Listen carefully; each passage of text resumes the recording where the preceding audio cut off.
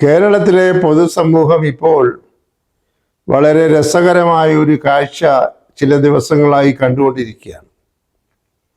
ദീർഘകാലം കേരളത്തിൻ്റെ മുഖ്യമന്ത്രിയായിരുന്ന എല്ലാവരും ആദരിക്കുകയും സ്നേഹിക്കുകയും ചെയ്യുന്ന ബഹുമാന്യനായിട്ടുള്ള ശ്രീ ഇ.കെ. നായനാർ പുനർജനിച്ചിരിക്കുന്നു.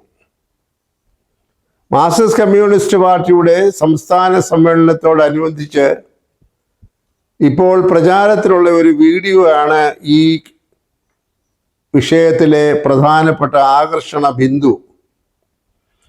അവിടെ സഖാവ് ഇ.കെ. നായനാർ സാക്ഷാൽ സഖാവായി പുനരവതരിച്ചിരിക്കുന്നു എന്ന വലിയ വാർത്തയും വലിയ പ്രചാരവും നടന്നുകൊണ്ടിരിക്കുകയാണ്. ഇതെങ്ങനെ സാധിക്കുന്നു എന്നുള്ളത് ഇപ്പോഴത്തെ പൊതുസമൂഹത്തിൽ നല്ലൊരു വിഭാഗം ആളുകൾക്കറിയാം. കാരണം ഇപ്പോൾ ലോകമെമ്പാടും വികസിച്ചുകൊണ്ടിരിക്കുന്ന വലിയ ഒരു സാങ്കേതിക വിദ്യയാണല്ലോ ആർട്ടിഫിഷ്യൽ ഇൻ്റലിജൻസ് അല്ലെങ്കിൽ AI. ഈ AI ഉപയോഗിച്ചുകൊണ്ടാണ് ഈ തരത്തിലുള്ള പുനരാവിഷ്കരണം സൃഷ്ടിച്ചിരിക്കുന്നത് എന്നുള്ളതാണ് ഏറ്റവും കൗതുകകരമായിട്ടുള്ള കാര്യം. അപ്പോൾ ശ്രീ ഇ.കെ. നായനാർ ഒരു വീഡിയോയിലൂടെ വർത്തമാനകാല രാഷ്ട്രീയത്തെ അപഗ്രഥിക്കുകയും നിലവിലുള്ള LDF സർക്കാരിനെ വാനോളം പുകഴ്ത്തുകയും ചെയ്തുകൊണ്ടിരിക്കുകയാണ്. അദ്ദേഹം പറയുന്നത് അദ്ദേഹത്തിൻ്റെ കാലത്തിന് ശേഷം സഖാവ് VS അച്യുതാനന്ദൻ മുഖ്യമന്ത്രിയായി, അതിനുശേഷം പിണറായി വിജയൻ മുഖ്യമന്ത്രി ഒരു വട്ടമായി, രണ്ടാം വട്ടവുമായി. ഇതിലൊക്കെ സഖാവ് ഇ.കെ. നായനാർ ആനന്ദം കൊണ്ട് തുള്ളിച്ചാടുന്ന രീതിയിലാണ് ഈ വീഡിയോ സൃഷ്ടിച്ചിരിക്കുന്നത്. എന്തൊരു നിലവാരം കുറഞ്ഞൊരു പ്രചാരണ ആയുധമാണിത്.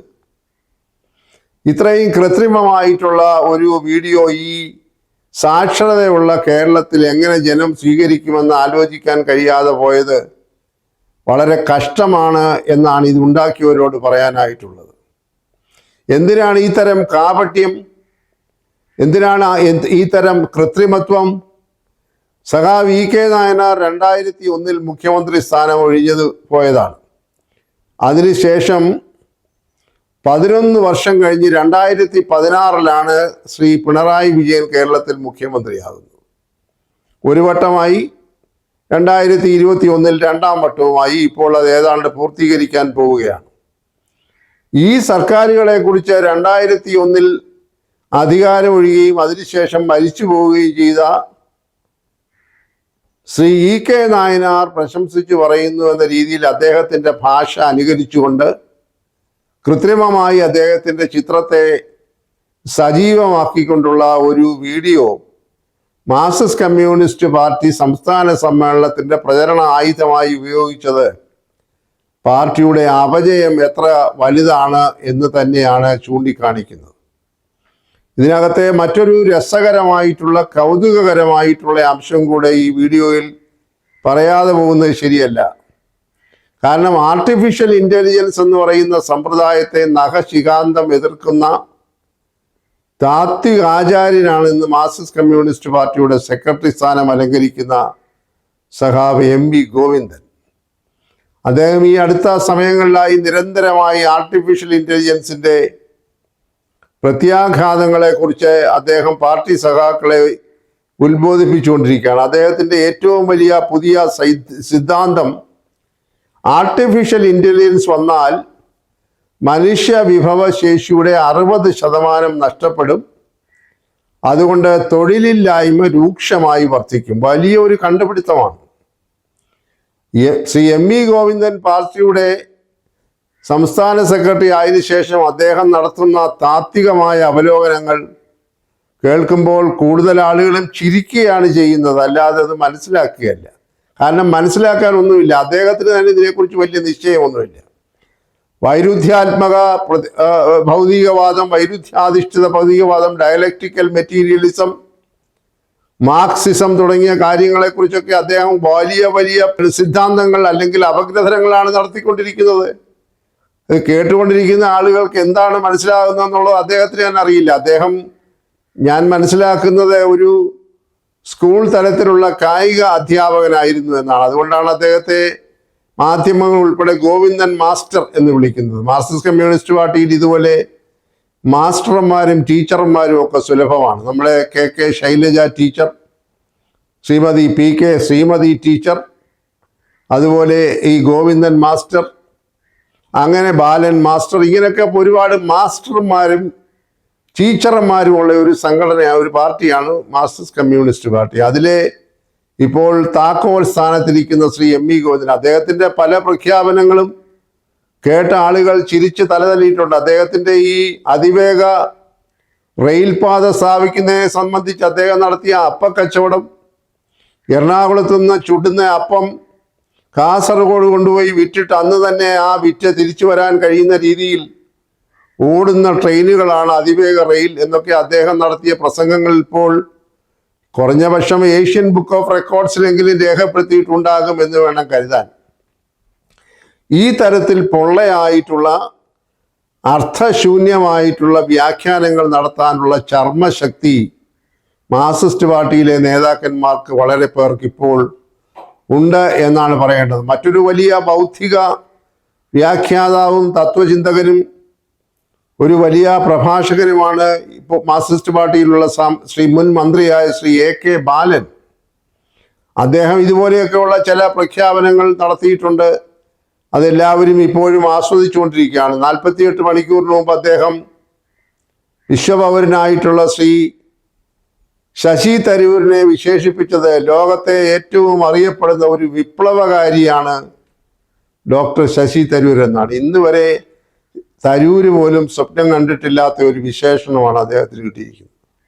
അദ്ദേഹം എന്ത് തരത്തിലുള്ള വിപ്ലവമാണ്, അല്ലെങ്കിൽ ഏത് തരത്തിലുള്ള വിപ്ലവ പാർട്ടികളുമായി ബന്ധപ്പെട്ടാണ് അദ്ദേഹം കഴിഞ്ഞ 10-20 വർഷങ്ങളായി ഇന്ത്യയിൽ ഇരിക്കുന്നത് എന്ന് പൊതുസമൂഹം എത്ര ആലോചിച്ചിട്ടും എത്ര തരത്തിൽ ഈ ജ്യോതിഷന്മാരോട് ചോദിച്ചിട്ടും കണ്ടെത്താനായി കഴിഞ്ഞിട്ടില്ല.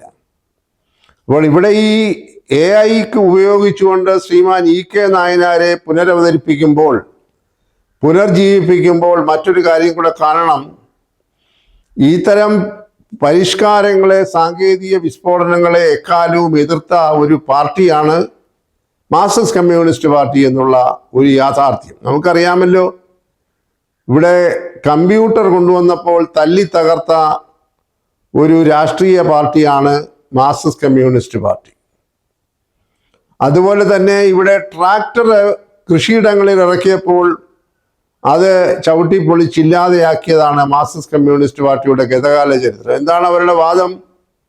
കൃഷിയൊക്കെ യന്ത്രങ്ങൾ ഉപയോഗിച്ച് ചെയ്തു കഴിഞ്ഞാൽ കർഷക തൊഴിലാളികൾക്ക് തൊഴിലില്ലാതാവും. കമ്പ്യൂട്ടർ ഉപയോഗിച്ചു കഴിഞ്ഞാൽ ഈ അല്ലാതെയുള്ള ജീവനക്കാർ കൈകാര്യം ചെയ്യുന്നതൊക്കെ കമ്പ്യൂട്ടർ ചെയ്യുന്നതുകൊണ്ട് തൊഴിലില്ലായ്മ വരും. എന്നാൽ ഏറ്റവും അപഹാസ്യമായ കാര്യം, ഇന്ന് മാർക്സിസ്റ്റ് കമ്മ്യൂണിസ്റ്റ് പാർട്ടിയിലെ ബ്രാഞ്ച് സെക്രട്ടറിയുടെ കയ്യിൽ പോലും ആപ്പിളിൻ്റെ ഐപാഡും അതിനേക്കാൾ കൂടിയ മൊബൈൽ ഫോണുമായിട്ടാണ് നടക്കുന്നതും. അതുപോലെ തന്നെ സൈബർ പോരാളികൾ AKG സെൻറ്ററിൽ ഇരുന്ന് ക്യാപ്സ്യൂളുകൾ നിർമ്മിച്ചു വിടുന്നതും. അപ്പോൾ ചുരുക്കത്തിൽ വാക്കുകളും പ്രവൃത്തിയും തമ്മിൽ യാതൊരു ബന്ധവുമില്ലാത്ത കുറേ ജൽപ്പനങ്ങൾ നടത്തുന്ന ഒരു പാർട്ടിയായി മാർക്സിസ്റ്റ് കമ്മ്യൂണിസ്റ്റ് പാർട്ടി തരംതാണിരിക്കുന്നു എന്നതാണ് അത്യന്തം ദുഃഖകരമായിട്ടുള്ള യാഥാർത്ഥ്യം. കമ്പ്യൂട്ടറിനെ എതിർത്തവർ ഇപ്പോൾ കമ്പ്യൂട്ടറില്ലാതെ ജീവിക്കാൻ കഴിയുന്നില്ല എന്ന മട്ടിലായിരിക്കുന്നു.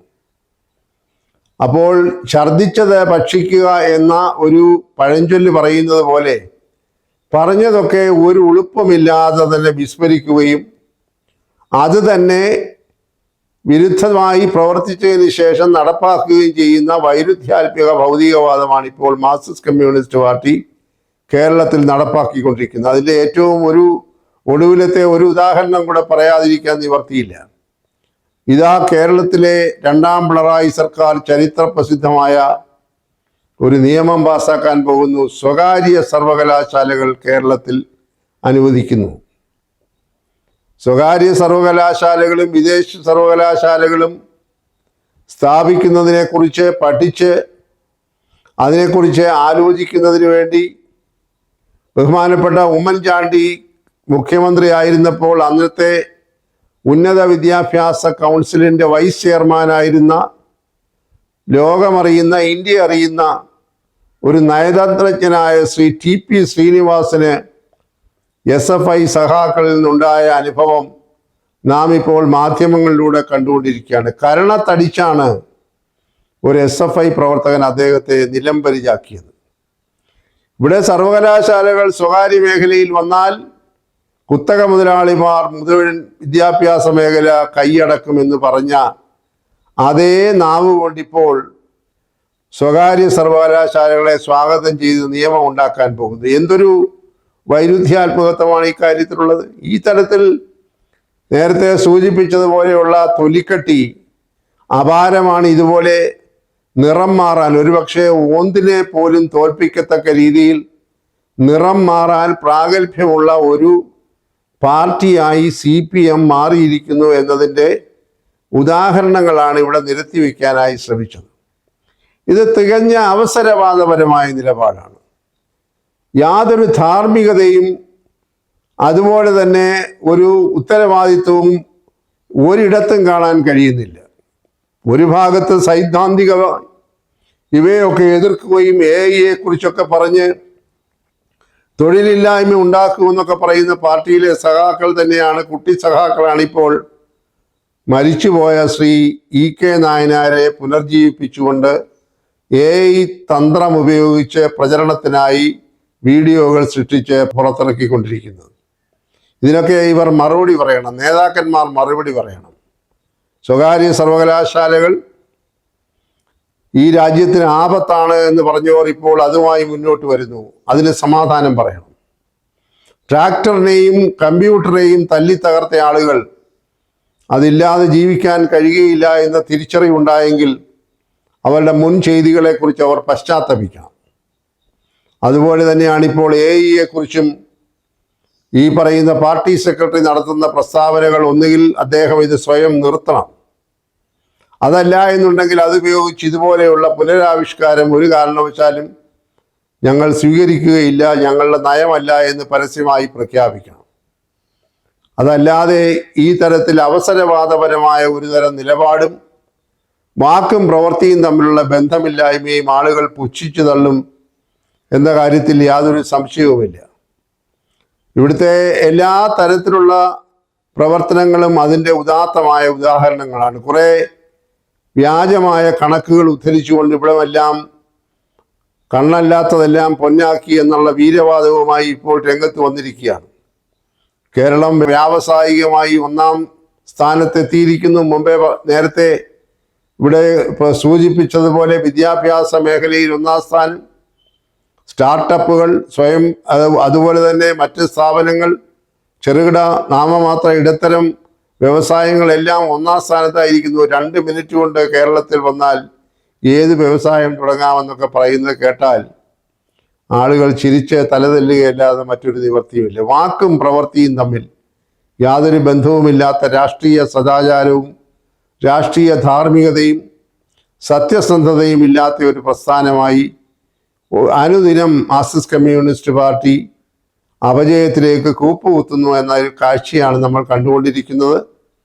അതുകൊണ്ട് വ്യക്തമായി മാർക്സിസ്റ്റ് കമ്മ്യൂണിസ്റ്റ് പാർട്ടിയുടെ ഉന്നത സ്ഥാനങ്ങളിലിരിക്കുന്ന നേതാക്കൾ തങ്ങളുടെ നയം പൊതുസമൂഹത്തിന് മുമ്പിൽ അവതരിപ്പിക്കണം. ഞങ്ങൾ AI ഉപയോഗിക്കാൻ ഞങ്ങളിതാ തയ്യാറായി വന്നിരിക്കുന്നു. ഞങ്ങൾ എല്ലാ ആധുനിക സാങ്കേതിക വിദ്യകളും ഉപയോഗിക്കും. ഞങ്ങൾ മുൻകാലങ്ങളിൽ ചെയ്തിട്ടുള്ളതൊക്കെ തെറ്റായി പോയി എന്ന് പരോക്ഷമായിട്ടെങ്കിലും സമ്മതിക്കാനുള്ള ആർജവം കാട്ടണം. ആ തരത്തിലുള്ള ഒരു നൈതികതയും നീതിബോധവും ഒരു ധാർമ്മികതയും കാട്ടണമെങ്കിൽ മാത്രമേ ഈ നേതാക്കന്മാർക്കും പാർട്ടിക്കും ജനങ്ങളുടെ ഇടയിൽ വിശ്വാസ്യത ഉറപ്പുവരുത്താനായി സാധിക്കുകയുള്ളൂ.